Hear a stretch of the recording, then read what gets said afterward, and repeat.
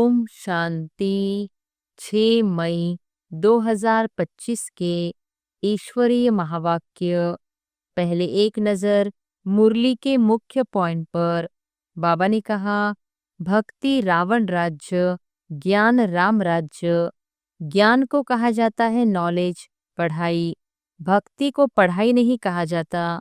उसमें कोई उद्देश्य नहीं कि हम क्या बनेंगे। भक्ति पढ़ाई नहीं है। हर एक को पैगाम देना है बाप का। इस समय भारत ही वैश्यालय है। पहले भारत ही शिवालय था। अभी दोनों ताज नहीं है। याद में ही मेहनत है। बहुत थोड़े हैं जो याद में रहते हैं। भक्त माला भी थोड़ों की है ना।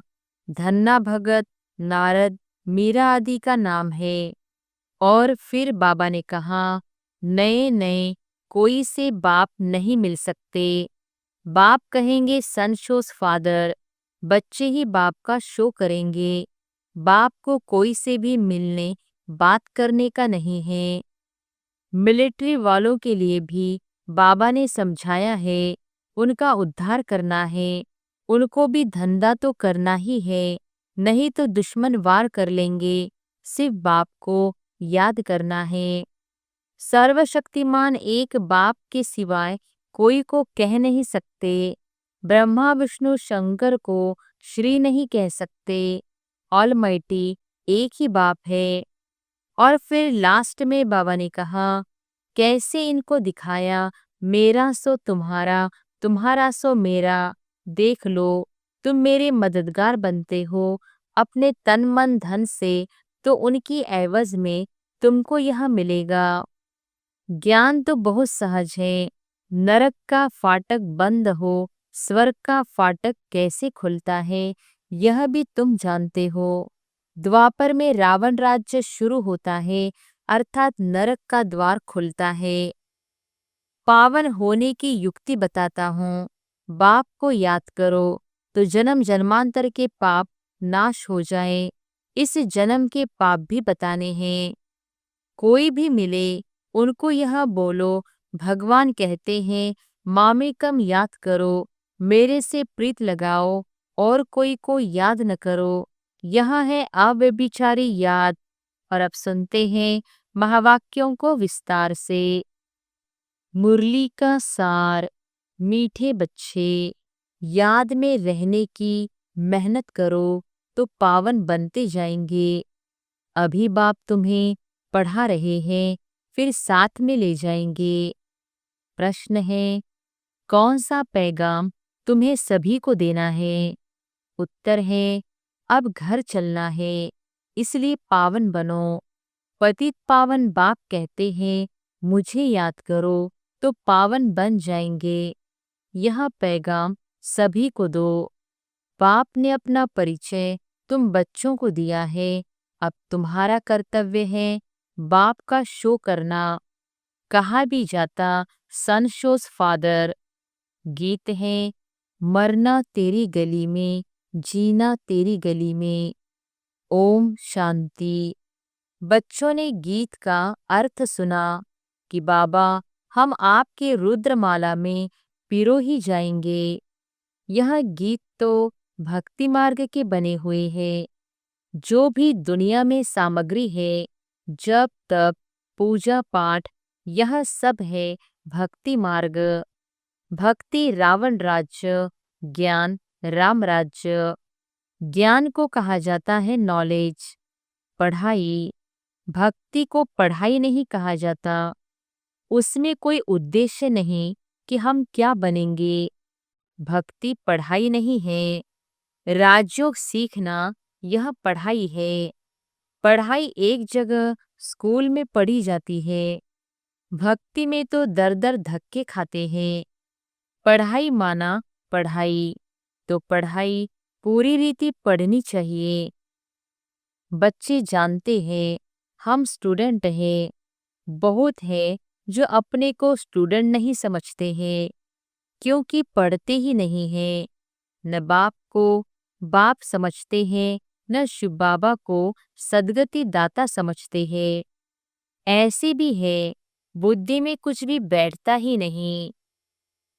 राजधानी स्थापन होती है ना, उसमें सभी प्रकार के होते हैं।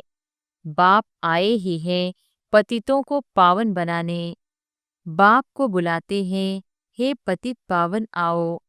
अब बाप कहते हैं, पावन बनो, बाप को याद करो। हर एक को पैगाम देना है बाप का। इस समय भारत ही वैश्यालय है। पहले भारत ही शिवालय था। अभी दोनों ताज नहीं है। यह भी तुम बच्चे ही जानते हो। अब पतित पावन बाप कहते हैं, मुझे याद करो तो तुम पतित से पावन बन जाएंगे। याद में ही मेहनत है। बहुत थोड़े हैं जो याद में रहते हैं। भक्त माला भी थोड़ों की है ना। धन्ना भगत, नारद, मीरा आदि का नाम है। इसमें भी सब तो नहीं आकर पढ़ेंगे।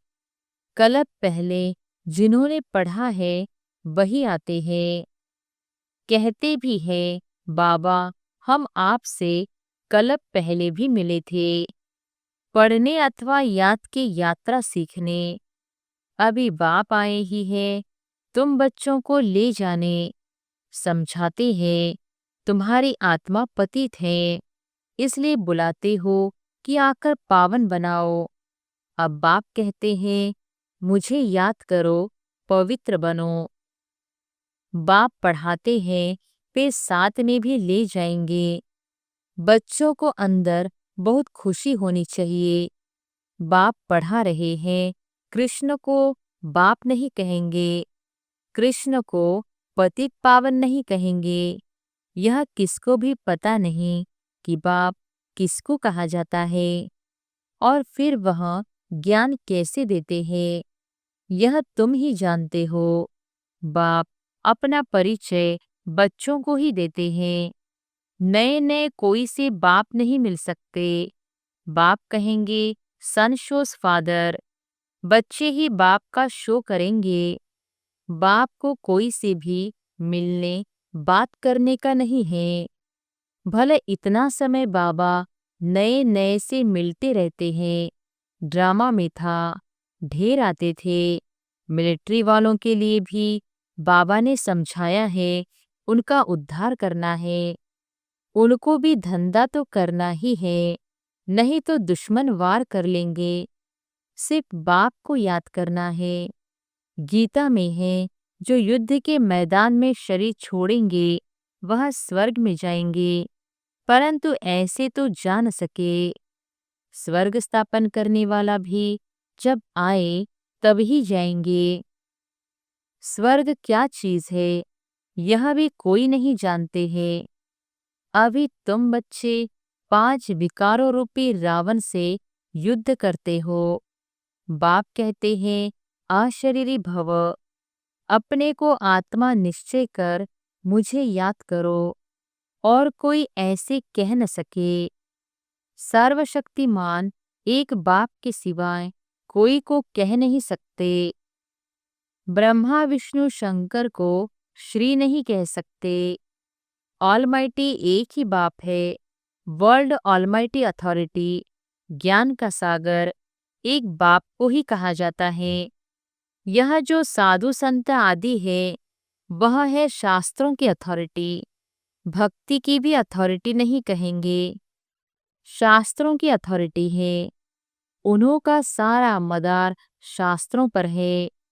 समझते हैं, भक्ति का फल भगवान को देना है।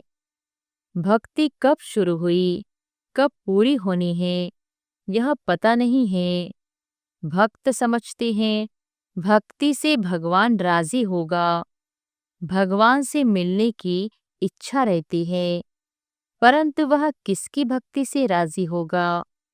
जरूर उनकी ही भक्ति करेंगे, तब तो राजी होगा ना। तुम शंकर की भक्ति करो तो बाप राजी कैसे होगा? क्या हनुमान की भक्ति करेंगे तो बाप राजी होगा? दीदार हो जाता है, बाकी मिलता कुछ नहीं है। बाप कहते हैं, मैं भला साक्षात्कार कराता हूँ, परंतु ऐसे नहीं कि मेरे साथ आकर मिलेंगे। नहीं, तुम मेरे साथ मिलते हो, भगत भक्ति करते हैं, भगवान से मिलने के लिए कहते हैं, पता नहीं कि भगवान किस रूप में आकर मिले, इसलिए उसे कहा जाता है ब्लाइंड फेथ।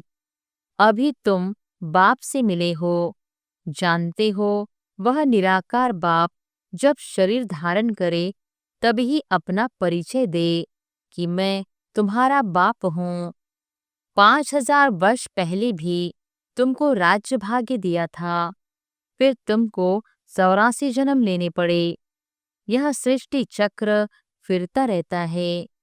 द्वापर के बाद ही दूसरे धर्म आते हैं, अपना अपना धर्म आकर स्थापन करते हैं। इसमें कोई बड़ाई की बात नहीं है, बड़ाई किसकी भी नहीं है।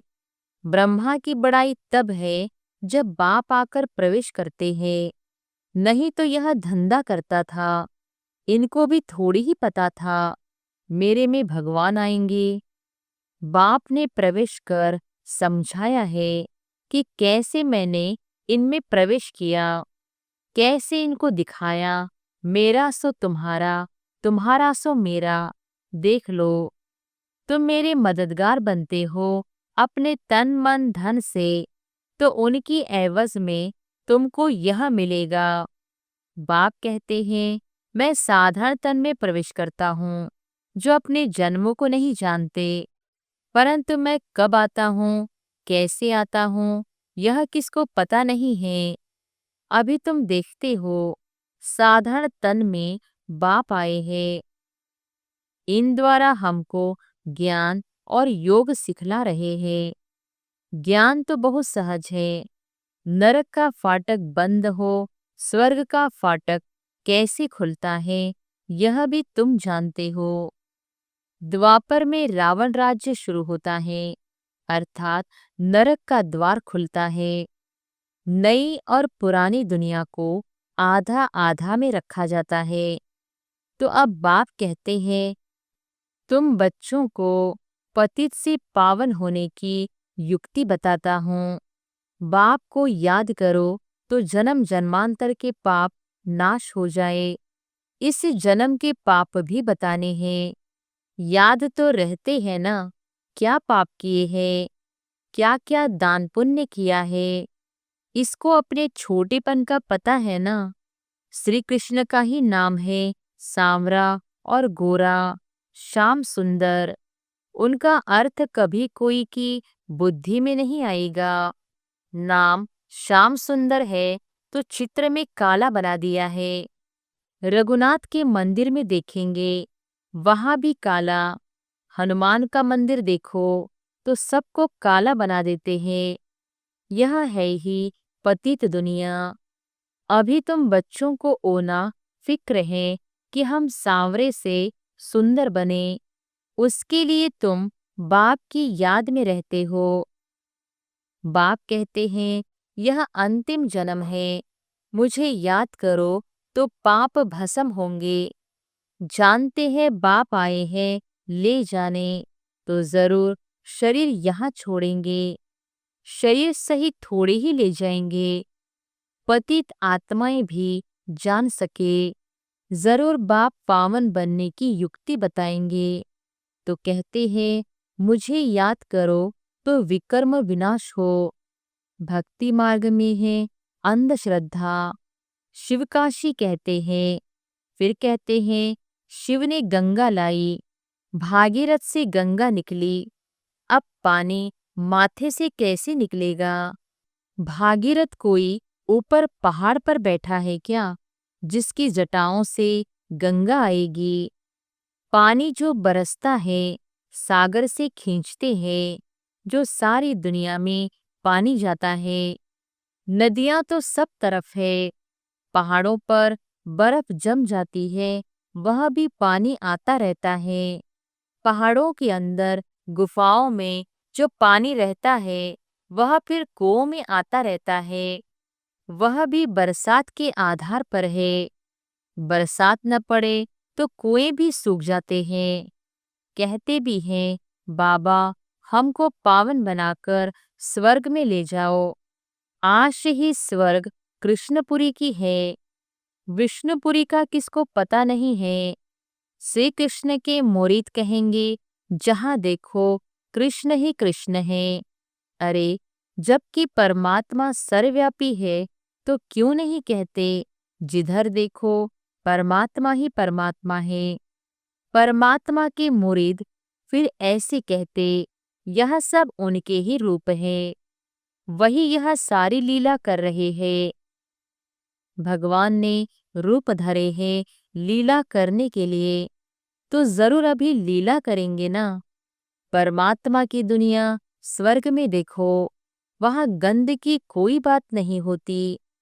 यहाँ तो गंध ही गंध है। और फिर यहाँ कह देते परमात्मा सर्वव्यापी है, परमात्मा ही सुख देते हैं।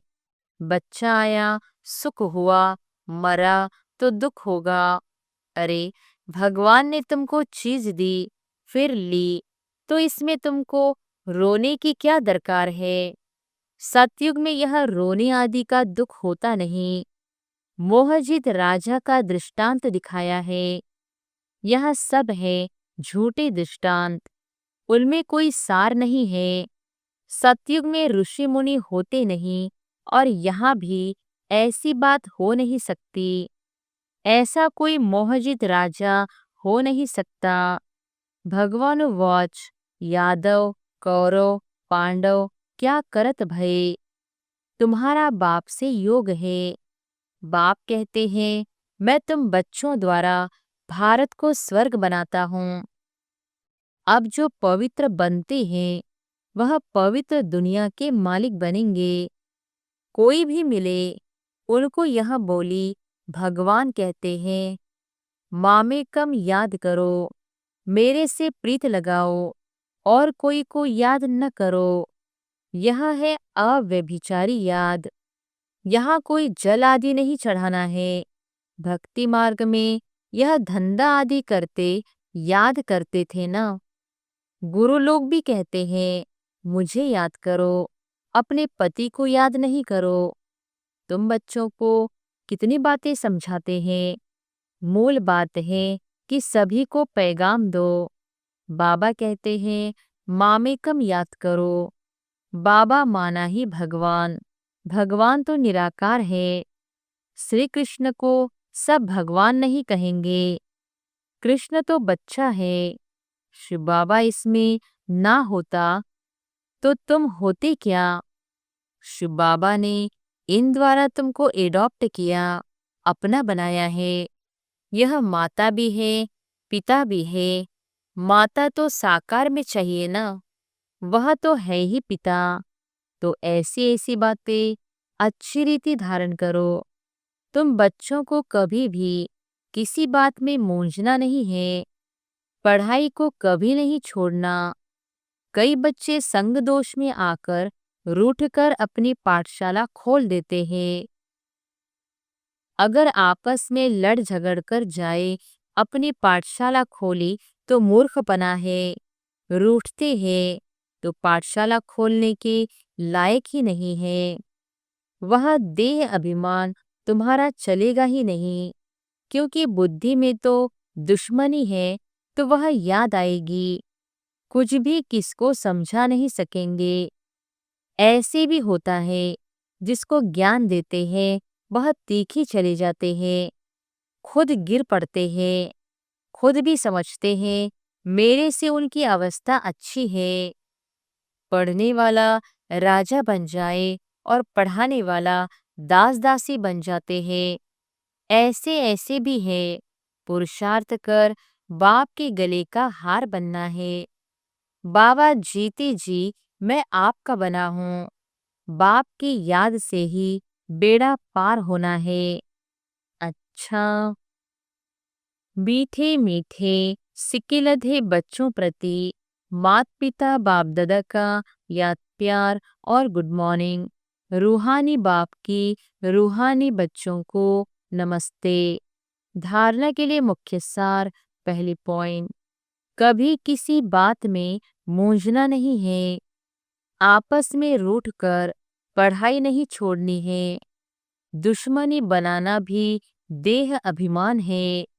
संग दोष से अपने बहुत बहुत संभाल करनी है। पावन बनना है। अपनी चलन से बाप का शो करना है।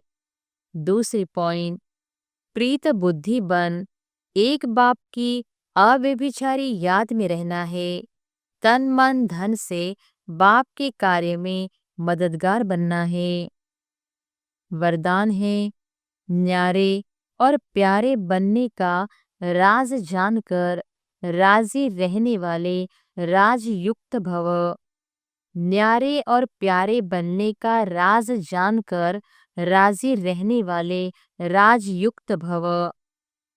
जो बच्चे प्रवृत्ति में रहते न्यारे और प्यारे बनने का राज जानते हैं, वह सदा स्वयं भी स्वयं से राजी रहते हैं, प्रवृत्ति को भी राजी रखते हैं।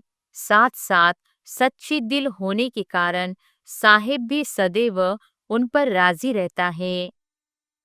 ऐसे राजी रहने वाले राजयुक्त बच्चों को अपने प्रति व अन्य किसी के प्रति किसी को काजी बनाने की जरूरत नहीं रहती, क्योंकि वह अपना फैसला अपने आप कर लेते हैं। इसलिए उन्हें किसी को काजी, वकील या जज बनाने की जरूरत ही नहीं। स्लोगन है, सेवा से जो दुआएं मिलती हैं, वह दुआएं ही तंदुरुस्ती का आधार है।